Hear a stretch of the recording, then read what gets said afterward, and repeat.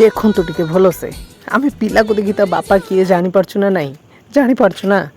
ଆଉ ଏଠି ଦେଖନ୍ତୁ ଆମେ ଝିଅଟିକୁ ଦେଖି ତା ମା ଏଠି କିଏ ବସୁଛନ୍ତି ଆମେ ତ ଜାଣିପାରୁଛନ୍ତି ନା, ନା ଜାଣିପାରୁନାହାନ୍ତି ଆପଣମାନେ। ତ ଏସବୁ ପଛରେ କିଏ ରହିଛି ଯିଏକି ଆପଣଙ୍କୁ ଲୁକ୍ସ ବି ସେମ୍ ଦେଉଛି, ଆଉ ମଧ୍ୟ ଗୁଣବତ୍ତା ମଧ୍ୟ ପାଖାପାଖି ସେମ୍ କ୍ୱାଲିଟିଜ୍ରେ କିଛି ଥାଏ। ଆଉ ଏନଭାରମେଣ୍ଟ ଅନୁସାରେ ଆମେ ଆମ ନିଜକୁ ସାଙ୍ଗମାନଙ୍କ ବୁଦ୍ଧିରେ ପଡ଼ି କିଛି ଚେଞ୍ଜ କରିଦେଉ। ତ ଏସବୁ ପସିବୁଲ୍ ହେଉଛି କେମିତି? ଆମେ ଆଜି କଥା କହିବା ଯେ ବାପା ମାଆଙ୍କ ପାଖରୁ ଏତେ ସବୁ ଗୁଣ ଗୁଡ଼ାକ ଆମ ପାଖକୁ ଆସୁଛି କିପରି, ଆମେ ତାଙ୍କ ଲୁକ୍ ନେଉଛନ୍ତି କିପରି, ଏସବୁ ପଛରେ ରହିଛି ଜେନେଟିକ୍ସ ବା ଜିନ୍ ବା DNA। ଏସବୁ ୱାର୍ଡ଼ସ୍ ଆପଣମାନେ ଶୁଣିଥିବେ। ଆଜି ଜାଣିବା ଆମ ବଡ଼ି ତିଆରି ହେଇଛି ସେଲ୍ମାନଙ୍କୁ ନେଇକି, ଆପଣମାନେ ତ ଜାଣିଥିବେ ନା।